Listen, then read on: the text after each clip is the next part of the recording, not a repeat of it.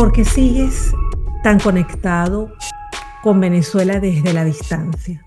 Porque es más allá, es que eso va más allá de la distancia, el gusto que tenemos por el país y el deseo que tenemos porque vuelva a ser un sitio de llegada. No puede ser que estamos 40.000 personas en Portugal y solamente están inscritas 600 personas.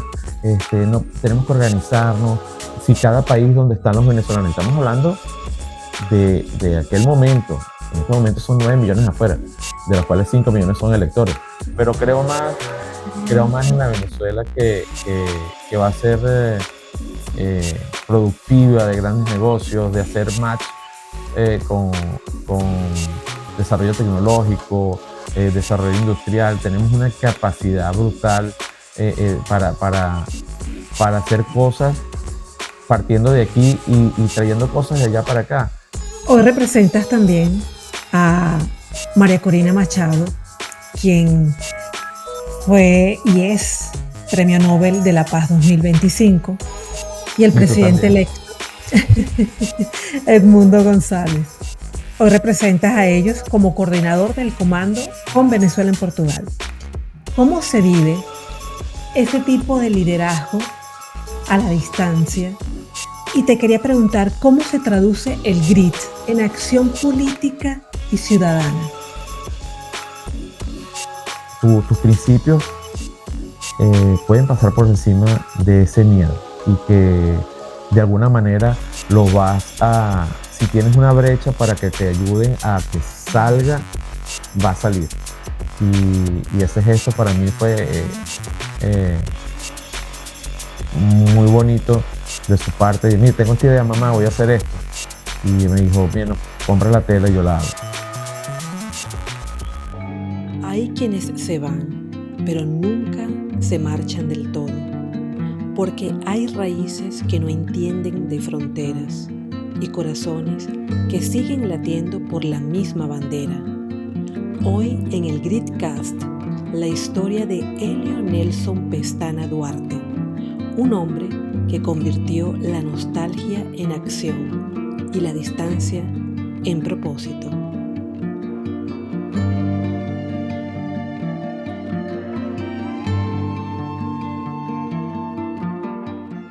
Helio, bienvenido a este episodio. Gracias de estar aquí, por aceptar esta invitación, porque sabemos que estás muy, muy ocupado con tantas actividades, pero bueno, aquí estamos. Bueno, gracias por la invitación. Este formato me parece bien interesante y bueno, aquí estamos para compartir un poco de esa parte más próxima. La idea era que estuvieses en estudio, pero bueno, no te capturamos en el verano. Sí, bueno, estuve por Madeira, pero no cuadramos bien las cosas y pudiéramos haberlo hecho ahí en directo, sentados tomándonos una ponchiña o una cervecita ahí sentados en la orilla de la playa. Esto, bueno, para otra ocasión. Ok. Vamos a comenzar hablando de el origen del grit y los valores, Helio, que construyen la identidad. Y te quería preguntar, nos contaste que creciste entre el aroma de los restaurantes de tu padre y el trabajo constante de tu familia inmigrante. ¿Qué aprendiste de ese entorno que todavía hoy marca tu manera de ver el esfuerzo y la vida? Bueno, hay algo interesante en todo eso que tiene que ver con la historia de mi papá. Mi papá de Madeira salió como muchos, en esa época que muchos salían tratando de buscar una cosa diferente. eh, y le tocó, había un pequeño gran detalle de mi papá, que ese señor sufría de parálisis infantil y eso no le impidió de salir de Venezuela y de buscar de progresar, pero de progresar de manera honesta y, y, y eso fue lo que me transmitió desde pequeño, que no hay limitaciones cuando tú quieres de verdad crecer y echar para adelante. Eh, ese valor de mi papá de ir a lo desconocido, buscar otra perspectiva, mm, fue el inspirador de muchas cosas durante mi vida y ahora ya más crecido me doy cuenta de que sin trabajarlo fue la base de todo, la honestidad, el trabajo dedicado, el irme en esos días de vacaciones con papá a- al restaurante y de repente me decía, mira, haz esto.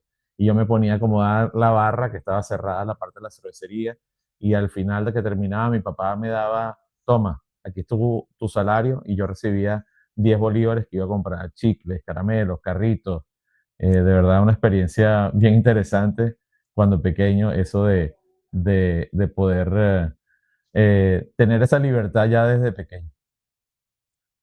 Y que me imagino que eso te ha marcado siempre.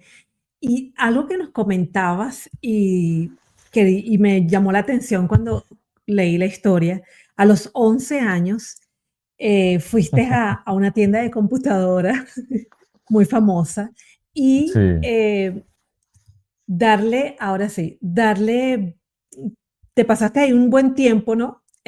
Observando y descubriste algo interesante sobre ti mismo. ¿Qué cambió o qué cambio hubo en ese momento que te hizo pensar que las cosas se venían diferente? ¿Quién fue que te tocó la espalda? ¿Fue tu papá? sí.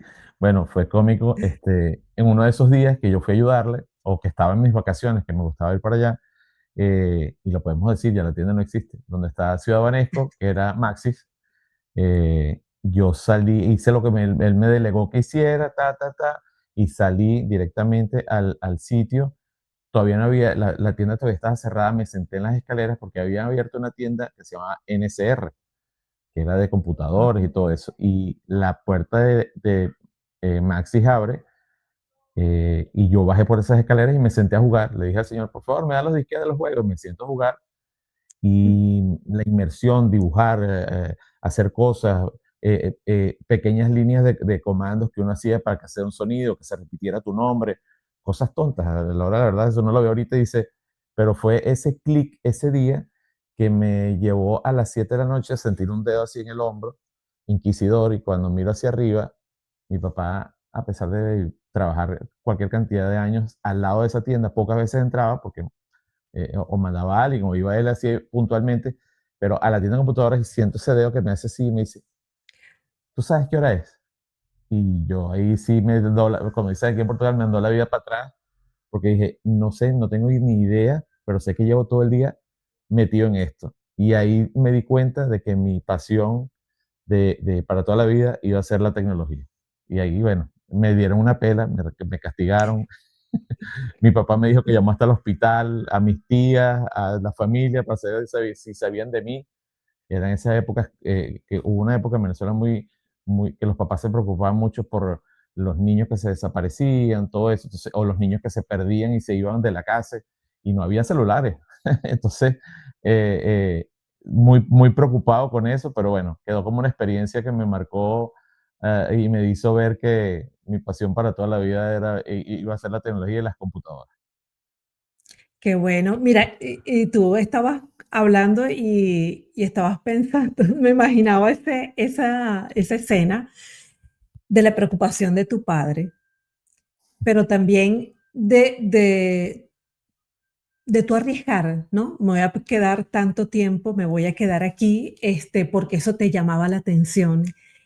Sentías que algo había allí que te iba a marcar para futuro, pero siempre estaba la guía, la preocupación de tu padre. No, y después ya lo volví a hacer muchas veces, pero siempre decía, mira, me voy para las computadoras, ¿oíste? Ahí ya no Ya había pela porque avisabas. ya estaba avisado de que yo iba a pasar. Y entonces después, siempre que yo estaba allá, como las personas que trabajaban en la tienda iban a almorzar, a cenar al restaurante, le decía, mira, tu hijo está sentado allá. Y era los sitios malos que uno iba así, se perdía, esas cosas que no había tecnología, pero de saber dónde estaban los muchachos, pero sabía que el muchacho estaba allá tranquilo. Bueno, lecciones de vida muy cómicas que te cuento ahora con gracia, pero el día de la pela fue el día de la pela. ¿Encontraste Este es otro dato, en una revista muy famosa, una frase que se volvió tu mantra. Trabaja en lo que te guste y no tendrás que trabajar ni un solo día de tu vida. Comprobado. ¿Qué significa, Elio, esa frase para ti hoy, después de todo lo que has vivido? Mira, increíble que fue esas revistas de barbería y leí ese mensaje y lo cómico es que era un mensaje donde el que lo firmaba era un anónimo, pero es una realidad. Si tú te dedicas a lo que tú estás haciendo y lo haces con gusto por lo que haces, tú pasas horas, horas investigando, leyendo, completando, ayudando a los demás que de repente no entienden eso que tú sí entiendes y que si logras desglosar de la tecnología, es un gusto porque eh, inclusive en los trabajos donde he estado en Venezuela, que estuve, trabajé en un mayorista y comenzó en una tiendita, pero terminó siendo un mayorista de equipos informáticos. eh, lo hacía comenzar, o sea, desde montar la computadora hasta instalar el sistema operativo, todo era con un gusto de tratar de saber qué era lo más reciente, qué era el modelo más simplificador y algo que ya después aquí en Portugal, con ese gusto por trabajar en lo que te guste y no vas a trabajar un día en tu vida, soy muy, quien ha trabajado conmigo sabe que soy muy por el team working, por el trabajo en equipo. A veces las personas entienden que tienen que guardarse para ellos algún secreto del trabajo, si haces algo, como que quede con algo que sea para ti. Y yo siempre les digo, no, mira, yo estoy haciendo todo y se los digo en broma, pero se los digo siempre. Yo no sé si mañana yo me gano los millones y bueno, voy a venirte aquí a ayudar. Y no quiero que quede como algo mío, quiero que quede como algo de todos. Y eso si se aplicara más, si las personas entendieran más que ese trabajo en equipo no solo se aplica en el trabajo, sino en el día a día como comunidad, como amigo. Si la gente entendiera eso, de verdad sería completamente diferente este mundo que es tan enredado y que en este momento parece que la competitividad y la disputa tiene que ser el eje de todo. No, tiene que ser el trabajo en equipo para todo, en tu casa, en el trabajo, en la comunidad, en la política, en el país que se viene, el trabajo en equipo para mí es primordial. Ya tocaste algo importante, que es eso del trabajo en equipo, como tú dices, en todas las áreas, que no solamente pues es en tu trabajo, sino también en tu vida familiar, como tú lo acabas de mencionar. Quiero que pasemos a ese cambio de donde vienes, de Venezuela, de nuestro país, ese momento de transformación que todos lo hemos vivido. Esto fue en el 2001 que decides Ujú. dejar Venezuela y comenzar de cero en Portugal. Cuéntanos por qué diste ese salto de fe y qué te movía realmente por dentro en ese año. Mira, la situación, evidentemente 2001, estamos hablando en el comienzo o ya en el segundo año de un proceso que al principio la gente lo veía como algo bueno, parece que las cosas están cambiando, eh, había un poco esa sensación de que, bueno, los políticos hasta ese momento no se habían preocupado, era lo que le vendieron a mucha gente. Eh, la situación va a cambiar, pues, pero nos dimos cuenta de que no iba a ser así.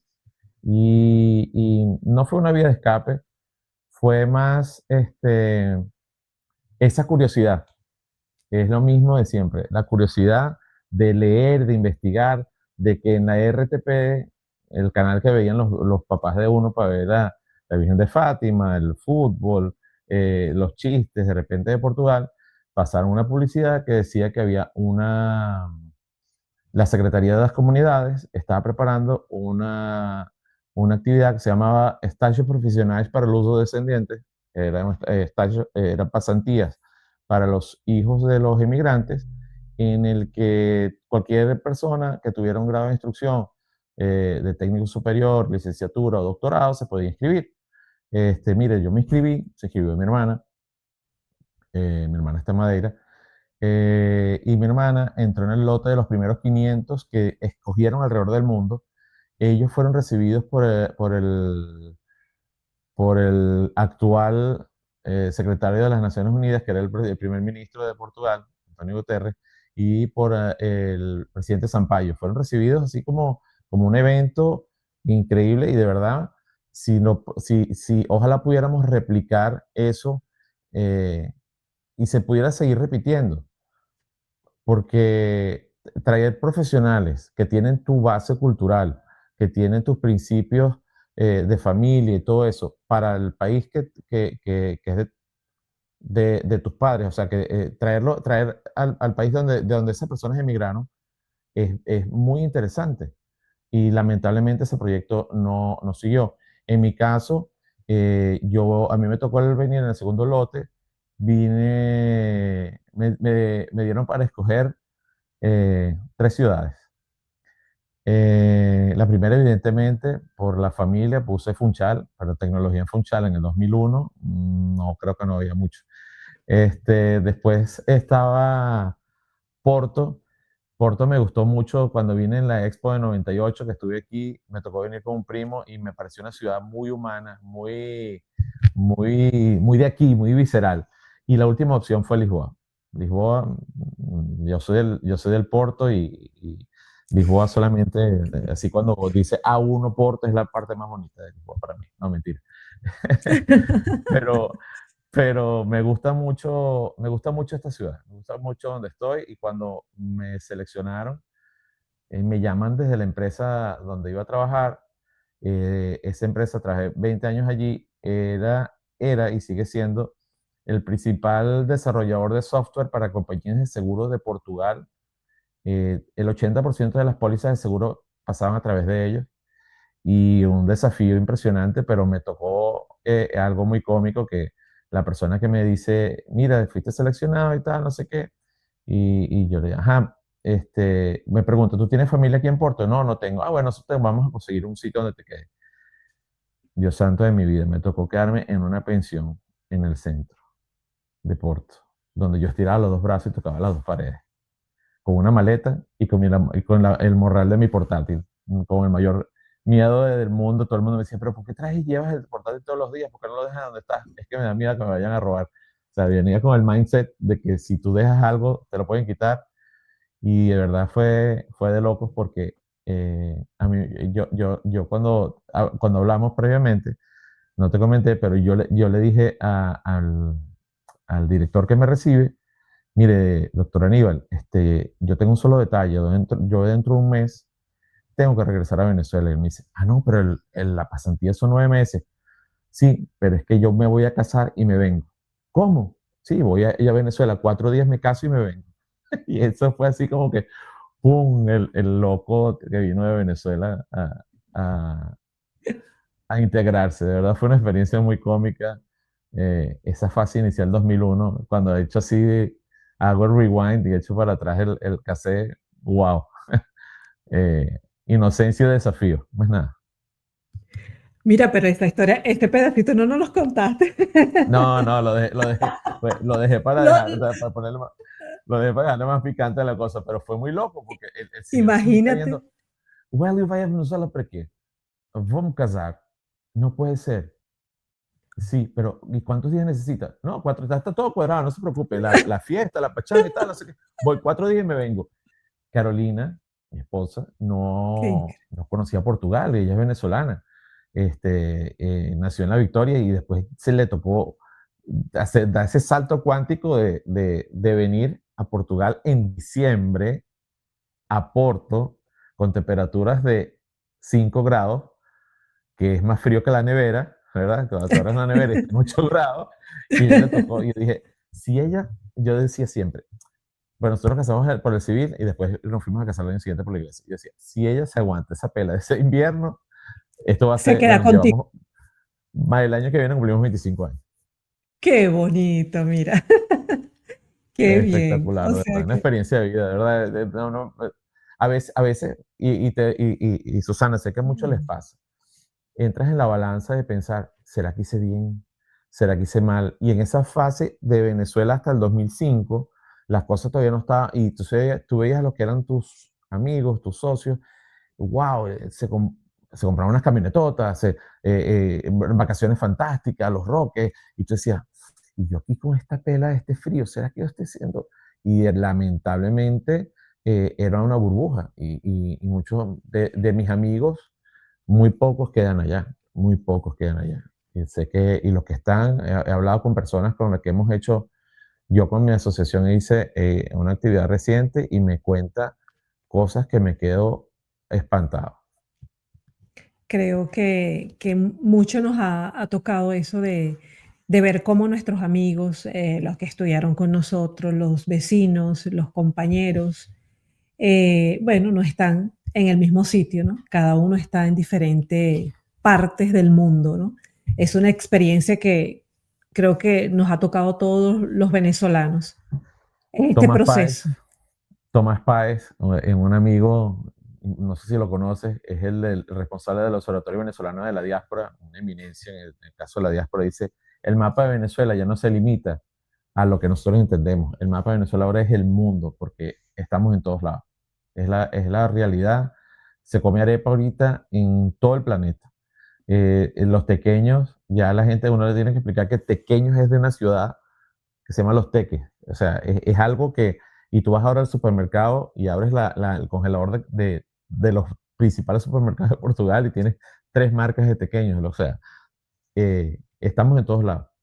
Es bueno y es malo, pero al mismo tiempo golpeamos en esa realidad de lo doloroso, que es esa distancia, porque eh, no, creo que no hay, el que viajó por Venezuela sabe que no hay nada, nada más increíble que de repente pararse en Calabozo a comerse una carne en vara o pararse en Los Teques a comerse un golfeado.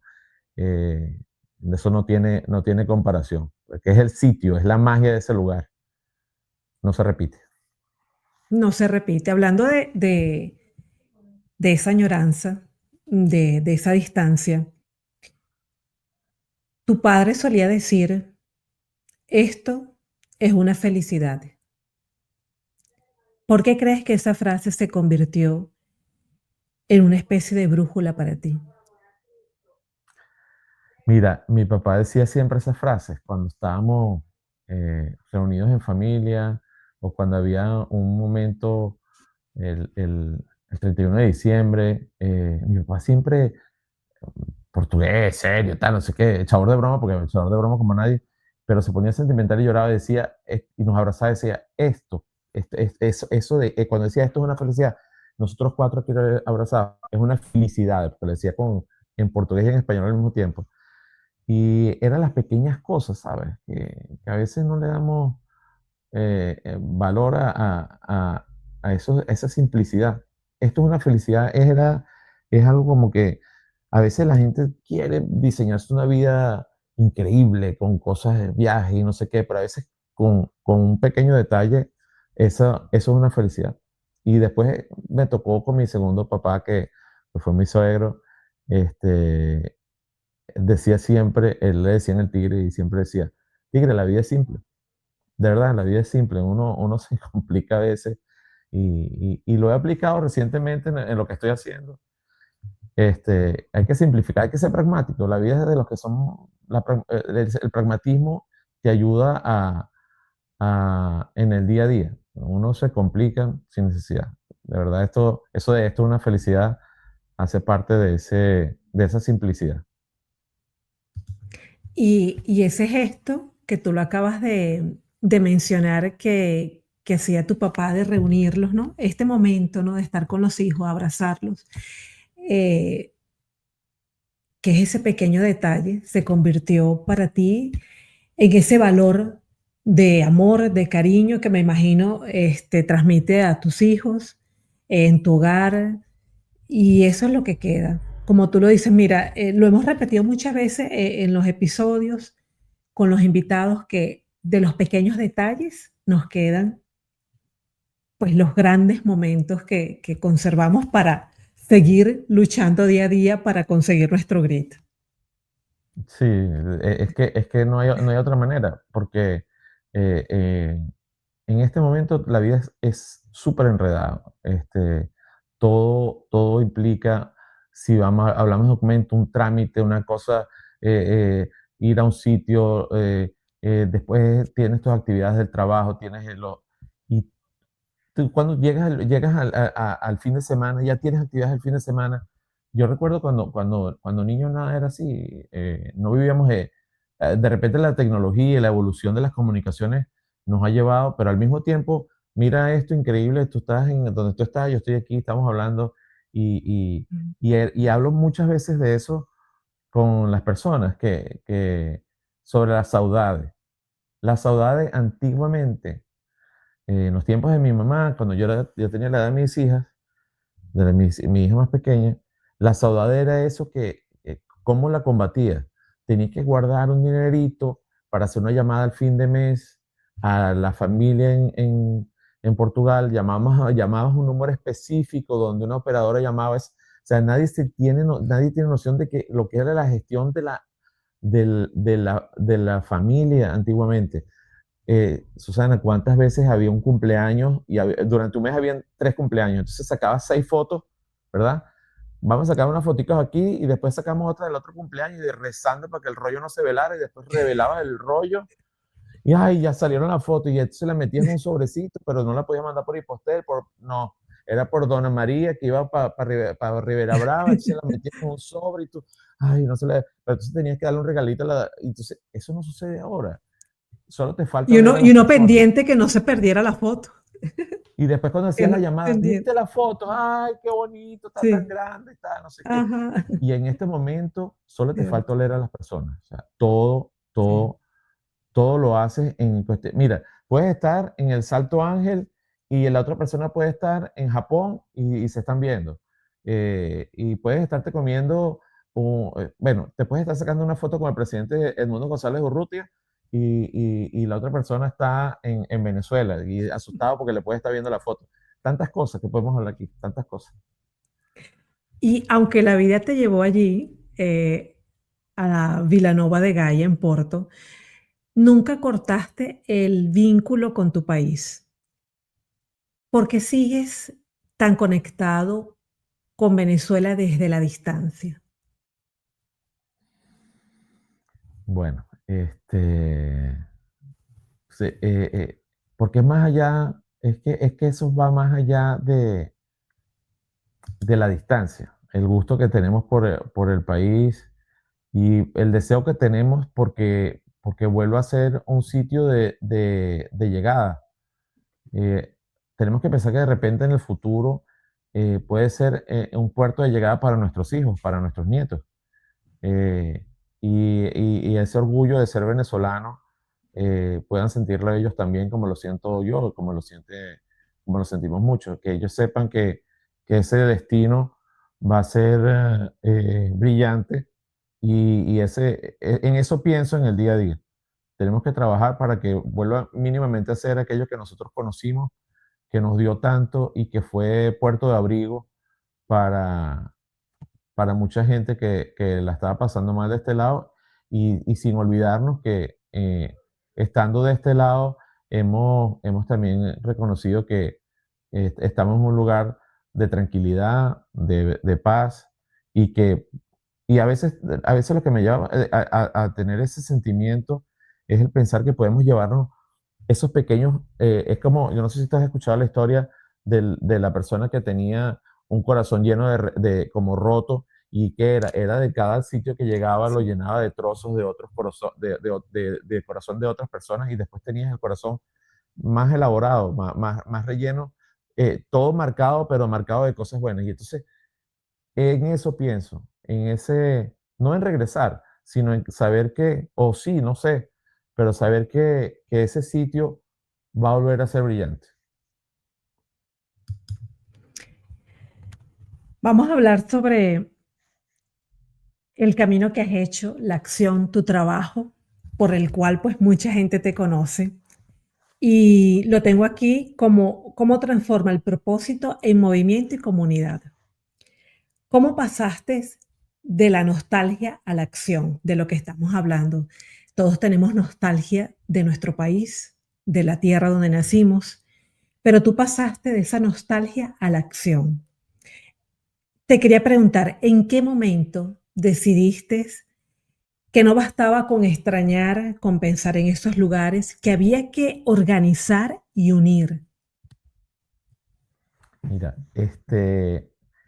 el pensamiento inicial tenía que ver con hacer las cosas dentro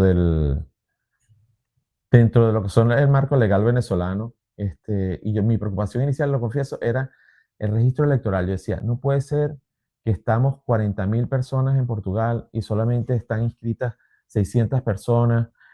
No, tenemos que organizarnos. Si cada país donde están los venezolanos, estamos hablando de aquel momento, en este momento son 9 millones afuera, de los cuales 5 millones son electores. Y siempre decía, tenemos que organizarnos, tenemos que irnos por lo cultural y de repente en lo cultural buscar ese embudo que nos lleve a hablar sobre ese asunto, de la identidad, porque el problema es que no pierdas tu identidad, que tú te sientas orgulloso de lo que tú eres. A la gente le cuesta, a los más recientes, a lo que llega más reciente, tú lo tenés, te lo comento porque es lo que hemos vivido. Yo desde 2001 aquí, tú ibas en la calle, escuchabas hablando, venezolano, sí, ¿de dónde eres? Y tal. Y en este momento, y entonces se creaba ese vínculo como en el tiempo de nuestros papás, que se encontraban entre portugueses y se hacía una chispa de repente de amistad. Y en este momento no, porque venezolano. Y lo primero que, ajá, ¿qué pasó?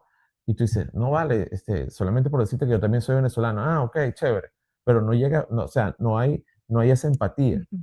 Y yo creo que eso es lo que tenemos que trabajar, de que hoy puede ser que no sea para algunos, no lo hablo por mí, puede ser que para algunos no sea un motivo de orgullo, pero para mí sí ese pasaporte que tiene esos laureles y ese escudo en el medio, eh, mm, es inspirador. No tengo el pasaporte nuevo, no está actualizado, pero yo voy a tener pasaporte nuevo. Voy a actualizar mi pasaporte porque yo sé que eh, eh, y tenemos que trabajar para eso.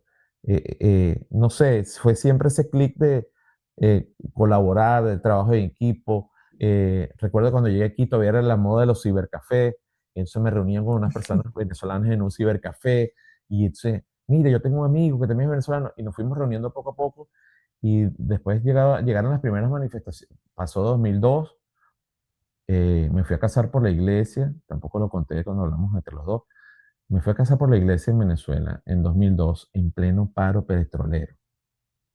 Y yo en en La Victoria, mi esposo de Caracas a La Victoria, habíamos hecho un grupo de familia para que fuera y muchos me decían, Elio, lo lamento mucho, pero no tengo gasolina, no, no voy a poder ir.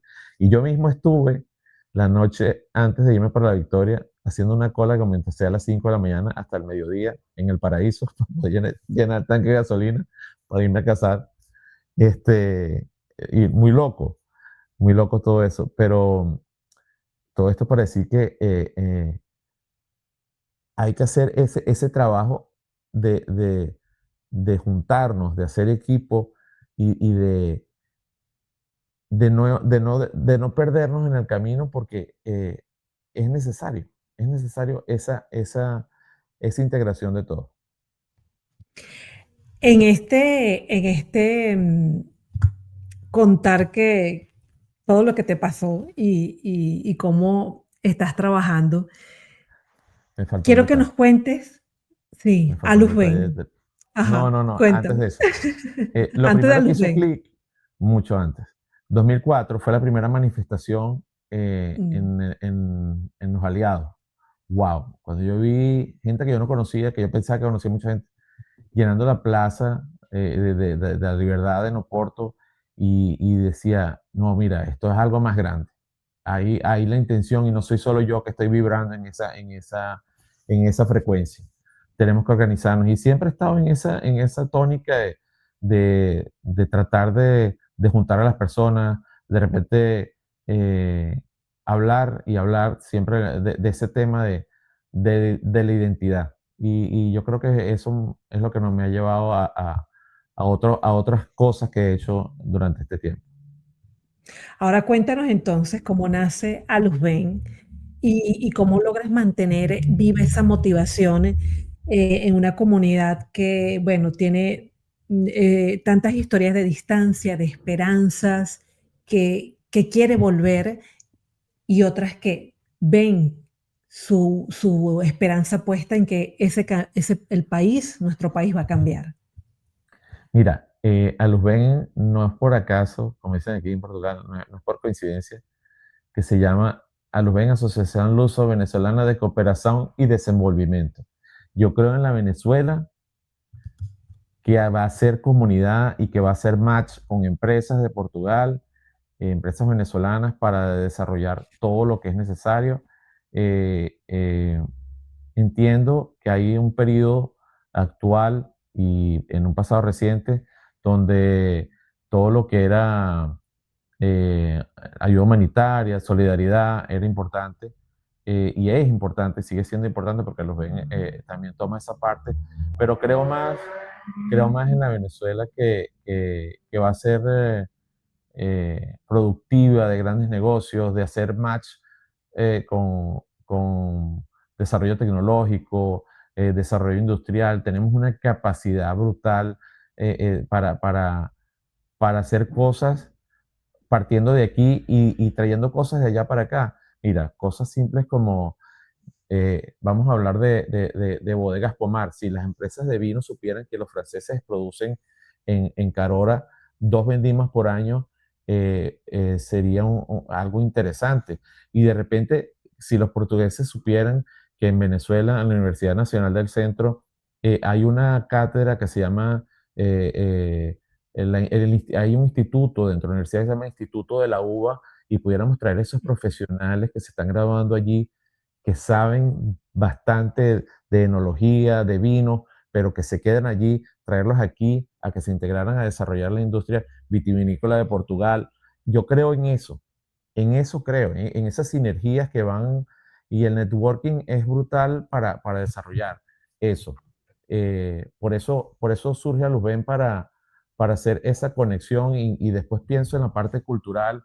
Vienen unas cosas ahí que estamos tratando de concretizar en grande, porque la cultura lo amerita. Recientemente tuvimos la oportunidad de ver en Madrid a Néstor Kiki Villalobos hacer una película, presentar una película, no sé si la has visto o has visto los trailers, porque la película no ha estado aquí, pero va a estar en Sí, Portugal. sí. Creo morir. Yo tuve el privilegio de cuando Kiki vino a presentarla aquí a Portugal a un grupo de personas, yo estuve allí. En eso creo, en que tenemos mucho, mucho, mucho que dar y por eso surge Aluben para, para colaborar y contribuir y desarrollar. Una cosa que hicimos reciente, lo hicimos en COVID y pasó otra vez, y voy a hacer un spoiler, pero no importa.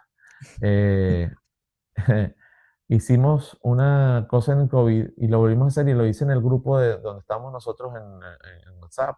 Y le dije a la persona, yo hice esto de enviar material escolar. Mira, Susana, no me vas a creer. Yo le dije, mire, es una cosa simple, el morral o la mochila escolar más barata del supermercado que cuesta 2,50 euros. Y es una bolsita que trae, una bolsita del supermercado que trae una caja de colores, una caja de marcadores, un lápiz, un sacapunto, una borra, una tijera y una regla. Me sé los materiales porque fue como un mantra que tuve durante unos días. Y entonces vamos a enviarle, vamos a tratar de reunir algo que ustedes contribuyan para enviar ese material a Venezuela. Eh, Se enviaron 60 morrales escolares que se van a entregar, los dividimos. Fue algo, fue como una prueba 2.0, pero pienso para el año que viene a ser algo tipo para un colegio completo. Y es impresionante que la gente me escribía por privado, me decía, Elio, ¿dónde te mando la plata? ¿Cómo te hago para ayudarte? tuvimos el apoyo de 2 empresas venezolanas, de venezolanos que trabajan con la comunidad, que pagaron la mitad del envío, el otro también pagó parte del envío. Mira, da gusto saber que hay personas que de manera desinteresada quieren hacer esas cosas.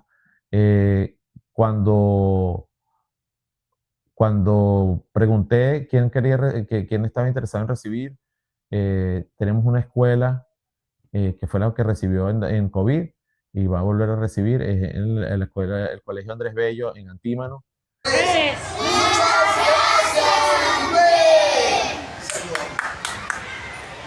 Se lo dan a los niños con las mejores notas. Es una tontería, de verdad, me da sentimiento porque me gustaría ayudarlos más. Este, la otra es un colegio en Clarines.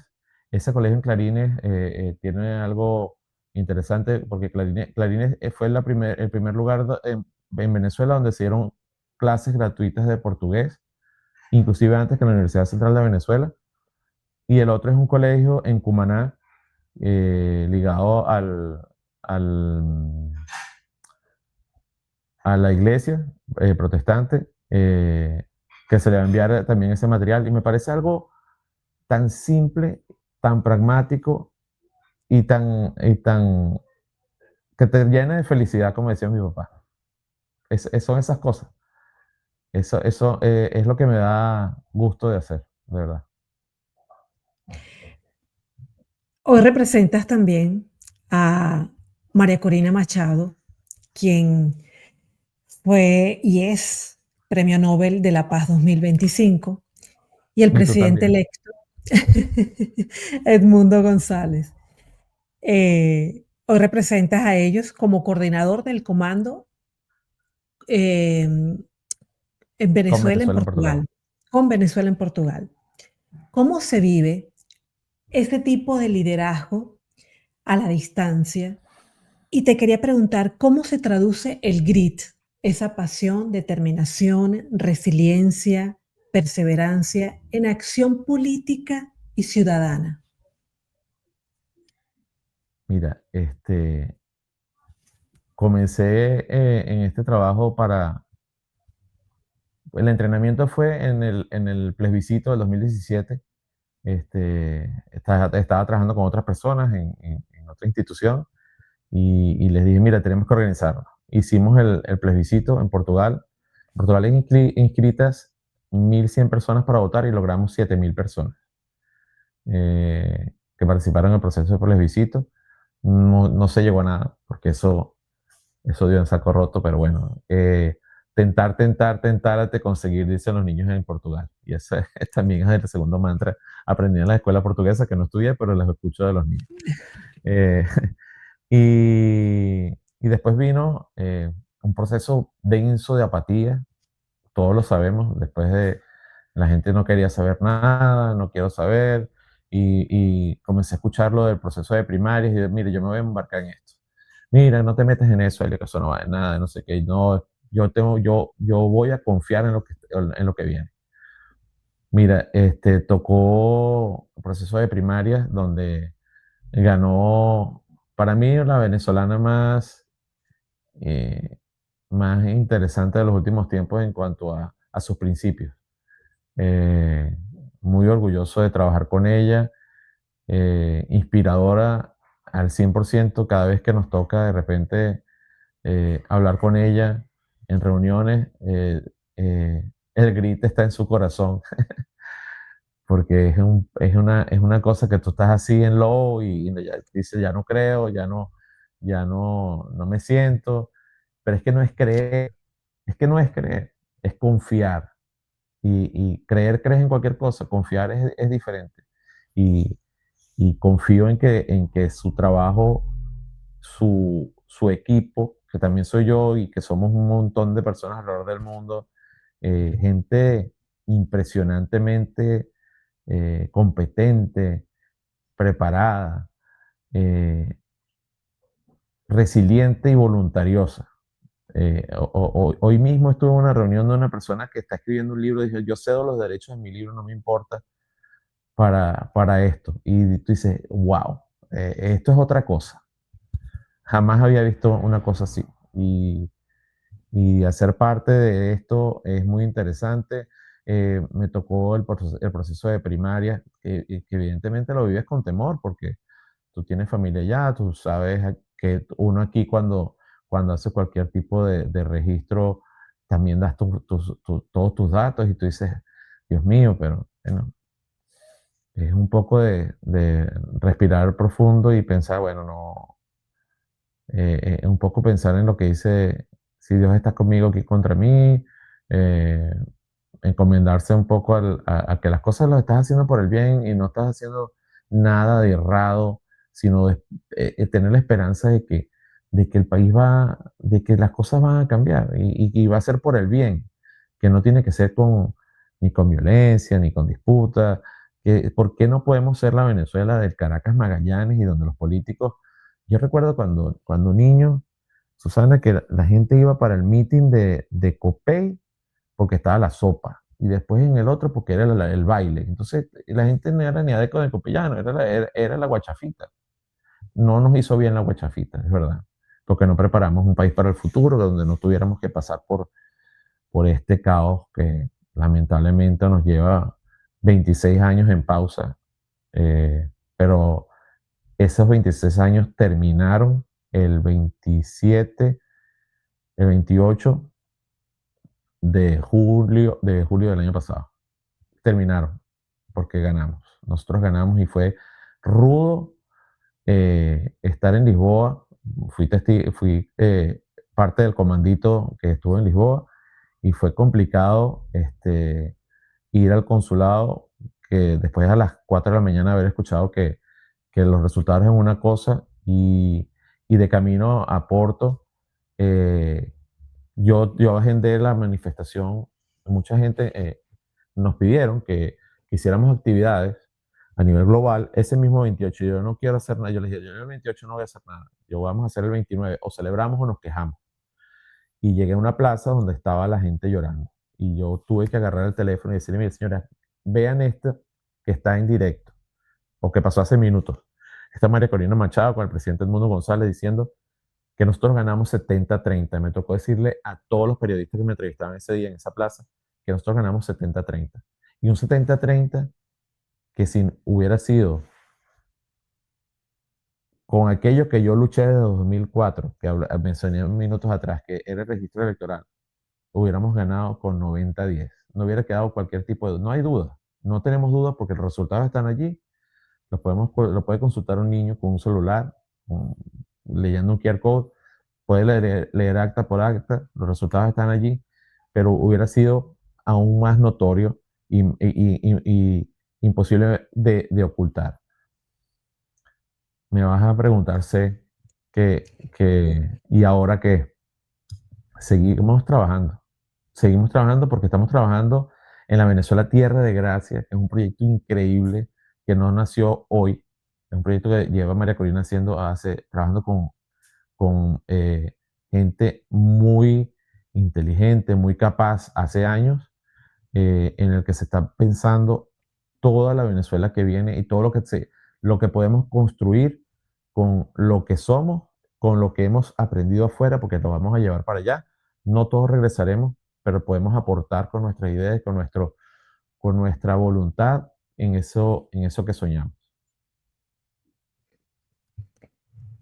Tu madre, que al principio tenía miedo de exponerse, nos los contabas en la historia, terminó cosiendo una bandera que ha ondeado sobre miles de personas. ¿Qué representa esa bandera para ti? ¿Y qué aprendiste de su gesto? Mira, de su gesto aprendí que hay mucha gente que tiene ese sentimiento y que tiene que colaborar, pero que tiene miedo, pero que el miedo llega un momento que tus principios pueden pasar por encima de ese miedo y que de alguna manera si tienes una brecha para que te ayuden a que salga, va a salir. Y ese gesto para mí fue muy bonito de su parte. Mire, tengo esta idea, mamá, voy a hacer esto. Y me dijo, bueno, compra la tela y yo la hago. Pero mamá, este, tú tienes miedo y a ti no te gusta porque vas a perder la pensión. Ella decía eso, pero la pensión la perdieron todos hace un montón de años cuando dejaron de... Y ella me dice, no, no importa, tú haces eso y bueno, es para ti y tal, no sé qué.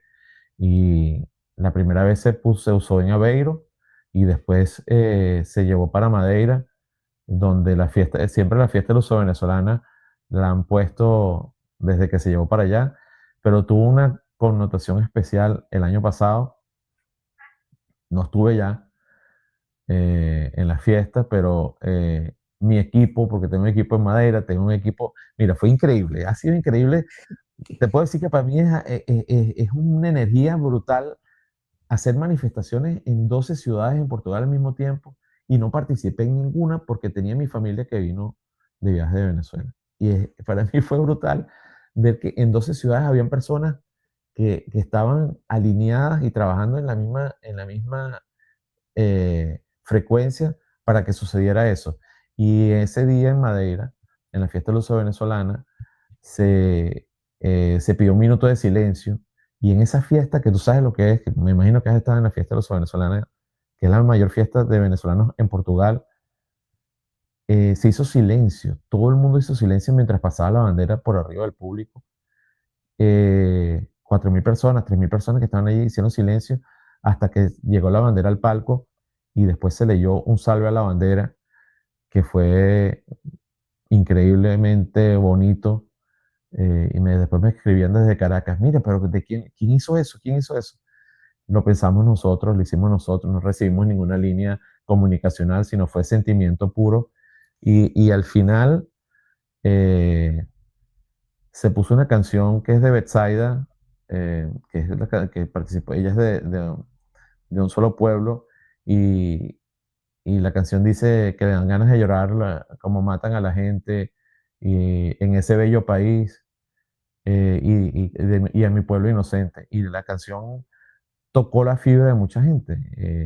Es muy eh, duro lo que hemos pasado como país y yo creo que tenemos que dejarlo para más adelante, darnos cuenta de, epa, esto no lo podemos, hay cosas que no podemos olvidar, no con rencor, sino por salud y por paz espiritual, de verdad que sí. Me hiciste emocionar pensando en ese momento de la bandera y Te lo reflexionar mando, también, te lo voy a mandar. sí, porque reflexionaba también y recordaba el episodio que hicimos con Felipe Gobella, corresponsal de la agencia Lusa en Caracas, un gran amigo. Compartí trabajo con él cuando estaba en Caracas y eso nos tocó porque le preguntaba, tú sigues con la esperanza, tú sigues, ¿no? Y me decía, sí, yo me imagino que también tú quisieras regresar y seguir. Entonces, digamos que le agradecía por estar allí presente siempre y nunca apagar su cámara y seguir continuando, comunicando en esa Venezuela que conocemos, con la realidad que conocemos, con tantos problemas que hay. Entonces, eso te toca, ¿no? Como persona, como venezolana y también como profesional, que tú no puedas estar ejerciendo tu carrera en tu país, no solamente por el hecho de ejercer, sino que por ese hecho de informar las cosas positivas o negativas o resaltar esos valores tan importantes que tiene nuestro país, que tiene nuestra cultura, que tiene nuestra gente. Y más, bueno, en nuestro caso, cuando somos hijos también de extranjeros, que conocimos esa realidad también de padres inmigrantes. Entonces, bueno, Claro. nada, esto es un break que me hiciste No, emocionar con lo de la no, bandera. hay Tú algo eres el hoy, invitado. no, pero es bueno cuando existe este intercambio de reflexiones. Ayer fue Halloween y en México tienen la tradición del Día de los Muertos, poner las fotos de las personas que se aman y que ya no están. Y me tocó mucho hoy por adentro ver que alguien hizo, esos son los altares que llaman los mexicanos, había un altar con la foto de Simón Díaz. Me movió mucho porque Simón se fue en medio de esta convulsión, un venezolano increíble que nos hizo desde a los niños con su programa de Canal 8 hasta los adultos con Mi Querencia, ahora que ya somos ya más viejos, escuchamos las canciones de Simón y decimos, impresionante, y Simón se fue, pasó por Go sin cobrar 200, de verdad, así como fue muy cruel porque no se merecía ese trato, eh, porque se le tildó de opositor, de no sé qué. No, es un venezolano maravilloso y yo creo que cuando esto cambie tenemos que a buscar esos puntos de encuentro donde hay cosas que son de todos y que no podíamos dejarlo para atrás. Recuerdo cuando niño, cuando murió Villo Frometa, Rómulo Betancourt, fue en momentos que el país casi que paró por esas personas que dieron tanto y de repente por esta confusión han pasado personas increíbles y no se hizo nada por rendirles un tributo a todo su trabajo. Así es. Momento reflexivo. Hablan sí, hablando de esos momentos de las personas que ya no están. Cuando tu padre falleció, aquí en Madeira, dijiste: "Él no quiso que yo lo viera morir". ¿Cómo convertiste, Helio, ese momento de dolor en una fuerza para seguir avanzando? Mira, mi papá, Francisco, era un tipo que para él la felicidad, el compartir y ver a los demás felices fue siempre su motus de vida, fue él lo que quería era eso. Y, y ese trabajo que él hizo de honestidad, trabajo, alegría, compartir, familia, raíces, yo creo que eso me ayudó a, a seguir adelante no es sin nostalgia, porque no siempre lo recuerdas con cariño, pero trato siempre de recordarlo y de vivirlo sin la tristeza, porque la tristeza fue un momento, evidentemente con las enfermedades, complicado, pero trata siempre es más, el cerebro del ser humano hace un esfuerzo porque tú recuerdes las cosas bonitas y que olvides aquello que es complicado. De hecho, nosotros no recordamos cuando nacemos porque precisamente es un momento muy complejo en la vida. Y por eso se dice que no recuerdas el momento cuando naces. Y entonces eso, esas cosas y durante su periodo de enfermedad leí mucho. eh, de alguna manera estaba preparado para el desenlace que tenía, porque las condiciones en que estaba no había mucho que hacer, pero me tocó también tratar de apoyar a los que estaban alrededor, o sea, y hay una cosa que yo, fíjate, el cerebro me hizo omitir cuando hablamos antes. Mi mamá, a los 15 días de la muerte de mi papá, mi mamá se le reventó un aneurisma y tuvo un derrame cerebral y estuvo en coma inducido. O sea, yo tuve Mm. que aguantar así estoicamente, pero hoy mi mamá está ahí, sigue ahí, y a la distancia seguimos, no mucha, pero seguimos estando muy juntos y muy próximos. De verdad que uno de repente no se habla todos los días, pero cuando habla es muy de la familia, de esas cosas de la discusión del momento, eh, hablábamos de que yo decía la distancia, es que la distancia no existe en este momento, ¿verdad? ¿Por qué lo digo? Porque desde que llegamos aquí,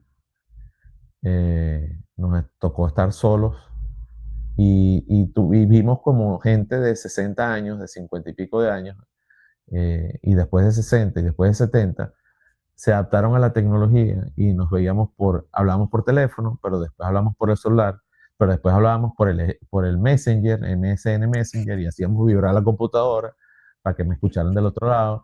Y después las abuelas, ahora en aquel momento las abuelas no, sino las suegras aprendieron a usar computadoras. O sea, esa gente que ya no tenía ninguna supuestamente inteligencia para usar, no, pasaron a usar toda esa tecnología y ya al final, Susana, me pasó con la más pequeña que con un añito agarraba el teléfono a la hora de la cena y lo ponía recostado del servilletero para que cenáramos con la familia que estaba en Venezuela o con mi mamá que estaba en Madeira. Y mi mesa entonces ya no terminaba en la orilla de allá de la mesa a los 2 metros, sino terminaba a 6.000 kilómetros de distancia todas las noches con un bendición. Mira, fantástico, de verdad. De verdad que hay cosas que uno las piensa y wow, qué bestial. Qué bestial. Mira, hablando durante todo este episodio, ¿hay algo que has destacado desde el inicio, por la pregunta hasta ahora, casi el cierre? La familia, el valor de la familia. Desde tu padre, tu mamá, las situaciones más duras, pero también las situaciones de felicidad. Ese detalle tan, que puede ser tan tonto, tan minucioso de poner el teléfono para cenar juntos, para comer todos juntos, unos desde la distancia con la pantalla abierta, es un detallazo, es un momento único, porque es no dejar a esa familia fuera, sino que estamos todos juntos y sea por la tecnología.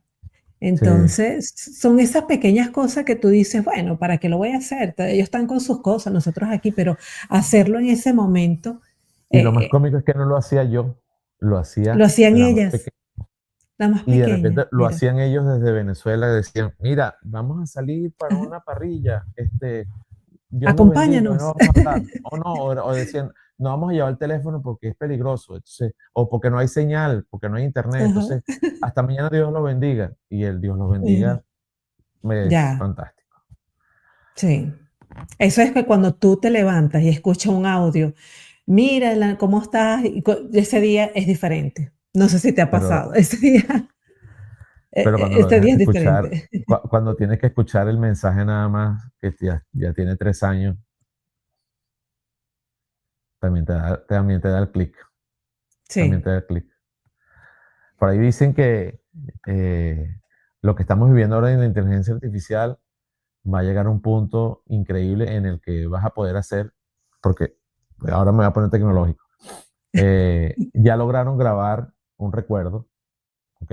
Lograron hacer el upload de un recuerdo de una ujú, persona en este momento y que se reconociera de qué trataba. Eso quiere decir que en un futuro próximo van a poder hacer el upload de todos tus recuerdos a la nube, que- algo muy, muy paradójico, ¿no? A la nube, al cielo, y con un modelo de inteligencia artificial, con tu mismo tono de voz, tú vas a poder seguir existiendo. O sea, eso es lo que se vislumbra en el área de las tecnologías. Imagínate tú, que una persona que ya no está, tú la puedes escuchar con su tono de voz, con sus ideas y sus reflexiones y su manera de pensar, y que recuerde, o sea, para mí va a ser, si eso ya sucede, pues ya hay un modelo, ya hay un señor que en Argentina que lo hizo con su hijo ya no está, y lo hizo a modo de prueba, pero si se llega a un nivel global, imagínate, ya vamos para la nube, no vamos para el cielo,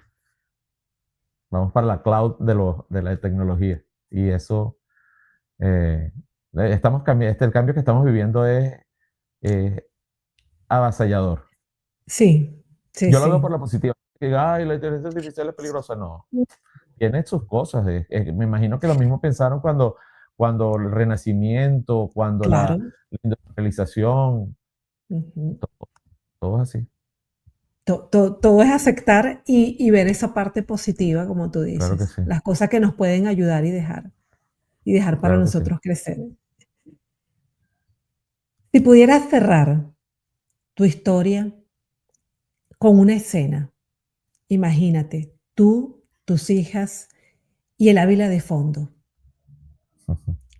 ¿Qué palabra o qué palabras le dirías en ese instante?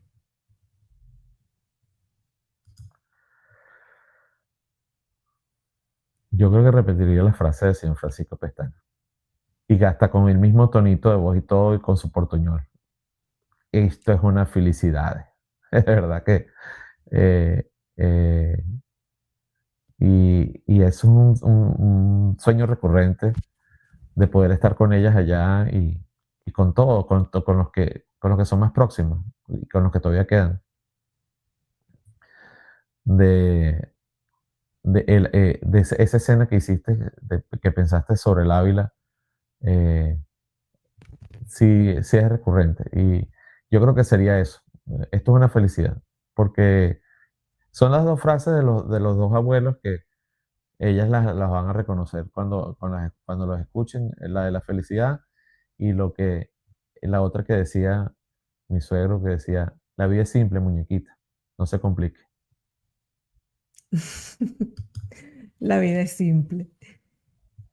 Para cerrar, Elio, hablando de nuestro país, de Venezuela, tú que has estado siempre en esa lucha constante de ver a tu país, a nuestro país, diferente, en otras condiciones, ¿qué le dirías hoy a ese venezolano que ya no tiene esa esperanza?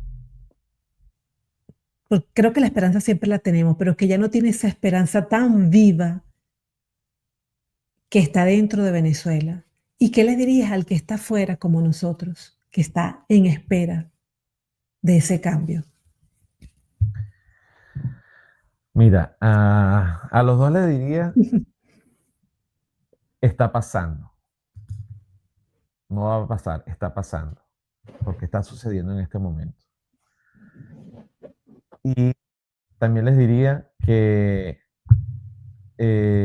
como equipo vamos a tener momentos muy buenos, pero también vamos a tener momentos complicados de comenzar a cambiar algunas cosas en nuestro modo de vida.